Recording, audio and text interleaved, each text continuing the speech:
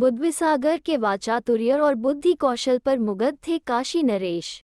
कोई भी उलझन आए, बुद्धिसागर उसे चुटकियों में सुलझा लेते।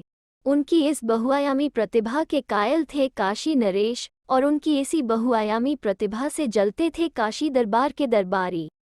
दरबारी सोचते, कहाँ 2 जून रोटी के लिए तरसने वाला गरीब ब्राह्मण बुद्धिसागर, और कहाँ काशी नरेश के दरबार में बहुप्रशंसित दरबारी बुद्धिसागर।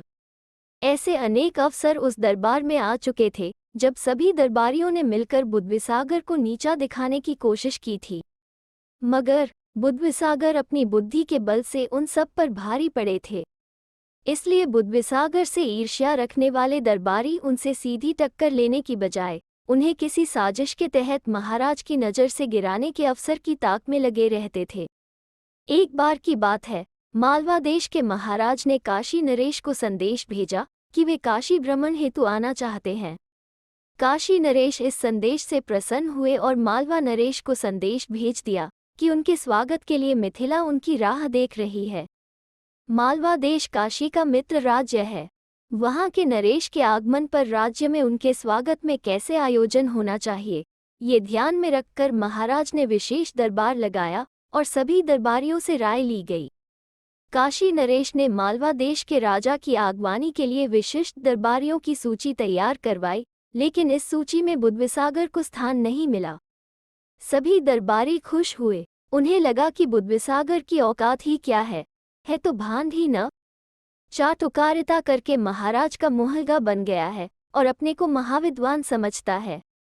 दरबारी इसी गुण धुन में लगे थे कि काशी नरेश ने घोषणा की कि राज्य में मालवा नरेश के आगमन से लेकर प्रस्थान तक की सभी तैयारियों का जिम्मा बुद्धिसागर को सौंपा जाता है। उन्हें यह अधिकार भी दिया जाता है कि इन तैयारियों के लिए आवश्यक धन वे राज्य कोषागार से प्राप्त कर सकेंगे, किंतु उन्हें प्रत्येक व्यय का ब्यौरा कोषागार को देना होगा। दरबारियों के कान खड़े थे। महाराज की घोषणा का एक एक शब्द उन्होंने गौर से सुना। दरबार के समापन के बाद बुद्धिसागर के विरोधी दरबारी आपसी मंत्रणा के लिए एक स्थान पर एकत्रित हुए। एक दरबारी ने दूसरे उम्रदराज और अनुभवी दरबारी से पूछा, आज राजदरबार में महाराज द्वारा की गई घोषणा का आप क्या अर्थ निकालते हैं? राजा की भाषा में बुद्धिसागर के प्रति कहीं आत्मीयता लक्षित नहीं हो पाई। बाकी दरबारी भी उत्सुक हो उठे। तब एक अनुभवी दरबारी ने कहा, राजा की भाषा समझना कभी आसान नहीं होता। इसीलिए ये किंवदंती प्रचलित है, राजा के अगारी और घोड़ा के पछाड़ी मत जाना। समझे कुछ? 2-3 दरबारी एक साथ पूछ बैठे, क्या मतलब? जरा ठीक से समझाए। अनुभवी दरबारी ने मुस्कुराते हुए कहा, समझो, बुद्धिसागर के दिन लद गए। वो अपने को 30 मार खा समझता था। राजा की चापलूसी करता रहता था। जितने कम समय में वो राजा का मुहलगा बन गया और राजा के आगे पीछे करने लगा, समझो उसका अंत आ गया। शायद बुद्धिसागर पहला आदमी होगा जो बहुत कम समय में राजा का चहेता बना और उससे भी कम समय में राजदरबार से बाहर हुआ। वहां खड़े सभी दरबारी खुश हो गए। उनमें से एक ने कहा, हम लोग मिलकर कुछ ऐसा करें कि मालवा नरेश के आगमन के दिन ही स्वागत की तैयारियों में कोई ऐसा खोट प्रकट हो जाए जिससे महाराज को बहुत बुरा लगे, और यदि ऐसा हो जाता है तब बुद्धिसागर महाराज का कोपभाजन बनने से बचे नहीं रह सकेंगे। जब उस खोट के लिए दरबार में कोई बात उठेगी तब हम लोग एक साथ मिलकर उसे अक्षम्य अपराध की संज्ञा देंगे और उसके लिए बुद्धिसागर को कठोर से कठोर दंड दिए जाने की मांग करेंगे। बोलो भाइयों, आप सबकी क्या राय है? सबने हामी भर दी। दरबारियों में एक काना नाई भी था जो बरसों से बुद्धिसागर से खार खाए बैठा था। उसने सुझाव दिया, बात बहुत आसान है। यदि हम सभी साथ हैं तो बुद्धिसागर इस बार मुंह की खाएंगे। मेरी सलाह है कि सीमांत क्षेत्र से राजमहल के बीच घाट के पास सड़क संकरी और बदहाल है।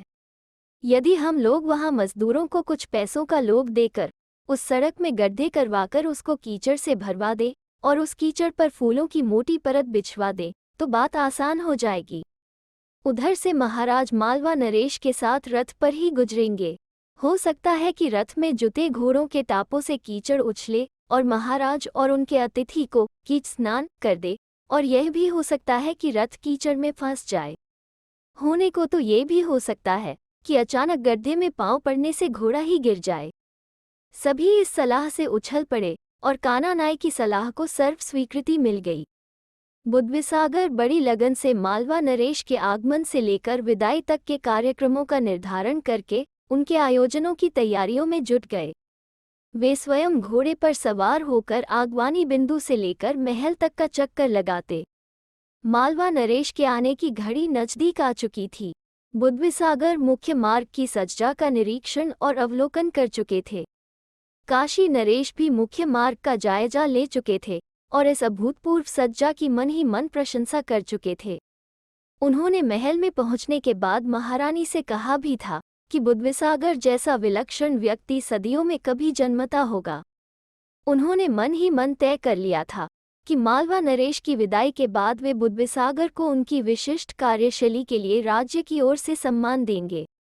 काशी के सीमांत क्षेत्र में काशी नरेश अपने दरबारियों के साथ खड़े थे।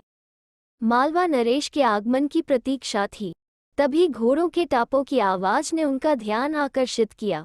थोड़ी ही देर में मालवा नरेश अपने सुरक्षाकर्मियों के बीच घोड़ी पर सवार आते दिखे। जब वे लोग सीमांत क्षेत्र पर पहुंचे तो काशी नरेश के दरबारियों ने जय घोष कर मालवा नरेश का स्वागत किया। मालवा नरेश घोड़े से उतरे और काशी नरेश ने उन्हें गले से लगा लिया। फूलों से सजे रथ पर मालवा नरेश के साथ काशी नरेश बैठे। रथ चला धीमी गति से। दोनों नरेश रथ पर खड़े होकर प्रजाजनों का अभिवादन स्वीकारने लगे। जगह जगह रंग बिरंगे कपड़ों से सजे धजे नर नारियों की जयघोष करती कतार को देखकर मालवा नरेश ने सोचा, कितने खुशहाल है काशी के वासी। वे प्रसन्नचित काशी वासियों को देख रहे थे कि अचानक एक झटके के साथ रथ के पीछे के दोनों पहिए कीचड़ में फंस गए और घोड़ों के टापों से उछले कीचड़ से रथ के फूल लथपथ हो गए। काशी नरेश इस आसन व्यवधान से चौंक पड़े। रथ चालक ने बहुत कोशिश की मगर घोड़े रथ को खींच नहीं पाए। रथ का एक पहिया बुरी तरह एक गड्ढे में फंसा हुआ था। अंततः महाराज के सुरक्षाकर्मियों ने रथ को कंधे के सहारे उठाया और फिर मुख्य मार्ग पर रथ लाया गया। रथ की सफाई की गई, घोड़े बदले गए, रथ महल की ओर चला। महाराज इस व्यवधान से क्षुब्ध हो उठे मगर समय को ध्यान में रखते हुए शांत रहे। उनकी समझ में नहीं आ रहा था कि राह में यदि गड्ढा था तो उसे भरा क्यों नहीं गया और राह में उस गड्ढे में इतना कीचड़ कहाँ से आ गया। बरसात का मौसम नहीं कि राह में कीचड़ हो। घाट का इलाका ऐसे भी जनशून्य स्थान है, वहाँ नाले भी नहीं हैं। किसी के द्वारा लगातार पानी बहाने की भी संभावना नहीं है। सबसे बड़ा सवाल उनके मन में यह उठ रहा था कि कीचड़ को फूलों से ऐसे किसने ढका कि वो शेष राह जैसा ही दिखे। आखिर ऐसा करने वाले की मंशा क्या रही होगी। उन्होंने मालवा नरेश से इस व्यवधान के लिए खेद जताया और मालवा नरेश ने उन्हें आश्वस्त किया कि इस घटना को महत्व नहीं दे रहे हैं। राजमहल में पहुंचने के बाद मालवा नरेश के लिए भव्य रूप से सजाए गए कक्ष में उन्हें ले जाया गया और इसके बाद लगभग 1 माह के प्रवास पर आए मालवा नरेश के लिए एक से बढ़कर एक यादगार कार्यक्रमों की प्रस्तुति हुई। एक भव्य आयोजन के बाद मालवा नरेश की विदाई की घड़ी आई। महाराज स्वयं उनके साथ सीमांत तक गए। भावभीनी विदाई के बाद एक दिन शांतिपूर्वक बीता। दूसरे दिन दरबार में महामंत्री ने प्रस्ताव रखा कि मालवा नरेश के आगमन से लेकर प्रस्थान तक के कार्यक्रमों की समीक्षा होनी चाहिए। दरबारी मानो इस पल की प्रतीक्षा ही कर रहे थे। सबने एक स्वर में स्वीकृति दे दी। महाराज गंभीर मुद्रा में दरबारियों को देख रहे थे। समीक्षा मीमांसा में एक से बढ़कर एक आयोजनों की एक स्वर में सराहना हुई। जब मालवा नरेश की अगवानी की तैयारियों की समीक्षा शुरू हुई तो पूरे दरबार में फुसफुसाहटें तेज हो गई। काशी नरेश ने दरबारियों में आए इस परिवर्तन पर गौर किया। उनका मन पहले से ही आशंकित था।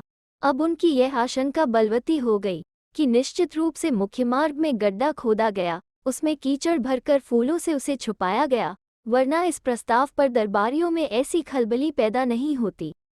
महाराज ने महामंत्री को इशारा किया। महामंत्री ने आसन से उठकर अभियोग सुनाया। मालवा नरेश की अगवानी के दिन रथ का पहिया कीचड़ में फंस जाने की घटना के लिए बुद्धिसागर को दोषी माना जाता है। चूंकि ये दायित्व बुद्धिसागर का था, कि नरेश की यात्रा सीमांत क्षेत्र से लेकर राजमहल तक निर्विघ्न और निर्बाध संपन्न हो, और यह कार्य राजकीय महत्व का था, इसलिए उनका दोष अक्षम्य है। मालवा नरेश हमारे लिए विशेष महत्व रखते हैं। उनका काशी आगमन दोनों राज्यों के मैत्री संबंधों को प्रगाढ़ करने के लिए था, इसलिए इस महत्वपूर्ण कार्य की जिम्मेदारी बुद्धिसागर को सौंपी गई थी कि वे प्रज्ञा संपन्न प्राणी हैं और इस कार्य के महत्व को समझते हैं, मगर मार्ग में जो व्यवधान उपस्थित हुआ उससे बुद्धिसागर के कार्य के प्रति लापरवाही और उदासीनता दोनों प्रकट हुई। ये लापरवाही काशी के हित में कदापि नहीं कही जाएगी, और इसके लिए मेरी गुजारिश है कि महाराज काशी नरेश बुद्धिसागर को कड़े से कड़ा दंड दें, ताकि भविष्य में कोई भी व्यक्ति ऐसा आचरण करने का साहस नहीं कर सके। दरबारियों ने जब प्रधानमंत्री की बातें सुनी तो वे प्रसन्न हो उठे। एक हर्ष ध्वनि समवेत उठी और महाराज ने दरबारियों की मुखमुद्रा से समझ लिया कि बुद्धिसागर को मृत्युदंड की पेशकश से वे सभी प्रसन्न हैं। महाराज ने बुद्धिसागर की ओर देखा। बुद्धिसागर शांत थे, उनके चेहरे पर भय का कोई भाव नहीं था। महाराज अपने आसन से उठे और दरबारियों से पूछा, आप सबकी क्या राय है? दरबारी एक स्वर से चीख पड़े, प्रधानमंत्री महोदय का निर्णय विधान सम्मत है। बुद्धिसागर दंड के भागी हैं और उन्हें कड़ी सजा मिलनी चाहिए। महाराज ने बुद्धिसागर की ओर देखा और गंभीर मुद्रा में बोले, पंडित जी, आप कुछ कहना चाहते हैं? बुद्धिसागर ने कहा, महाराज, प्रधानमंत्री महोदय की न्याय व्यवस्था से मैं सहमत हूँ।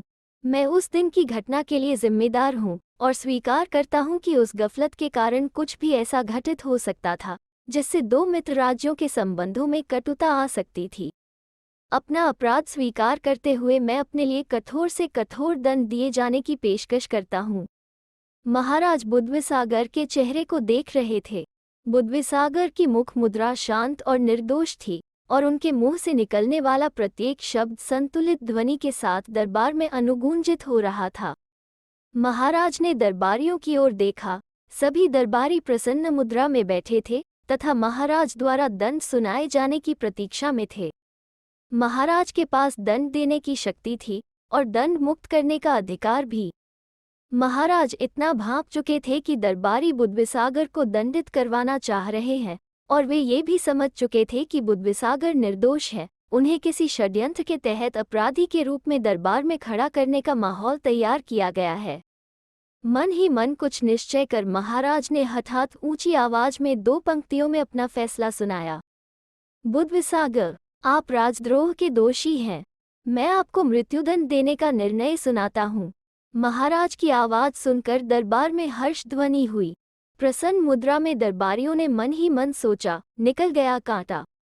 बुद्धिसागर शांत थे। तभी महाराज ने पूछा, पंडित जी, आपकी कोई अंतिम इच्छा हो तो कहें, हम उसे अवश्य पूरी करेंगे। बुद्धिसागर ने कहा, महाराज, आपका दंड शिरोधार्य। मैं फांसी पर लटकने को तैयार हूँ। राजाज्ञा का पालन मेरा धर्म है। मैंने जो अपराध किया है उसकी सजा मुझे मिलनी ही चाहिए। काशी नरेश मुस्कुराए और सहज भाव से पूछा, पंडित जी, मैंने आपसे आपकी अंतिम इच्छा पूछी है। बुद्धिसागर ने उसी तरह शांत स्वर में कहा, महाराज, मेरी एक ही अभिलाषा है कि मैं आपके परपोते को गोद में खेलाऊं। महाराज मुस्कुराए और उन्होंने घोषणा की कि मेरे पुत्र के पुत्र के पुत्र के अवतरण तक यदि बुद्धिसागर जीवित रहते हैं तो मृत्युदंड के भागी होंगे। दरबारी एक दूसरे का मुंह ताकने लगे। तभी उनके कानों में महाराज की गंभीर वाणी गूंजी, आप सभी दरबारी ध्यान देंगे। आपस में स्पर्धा होनी चाहिए, लेकिन वो रचनात्मक होनी चाहिए। किसी को नुकसान पहुंचाने के उद्देश्य से किया जाने वाला कर्म कभी भी हितकर नहीं होता। मुझे विश्वास है कि आप लोग मेरी बातें समझ गए होंगे।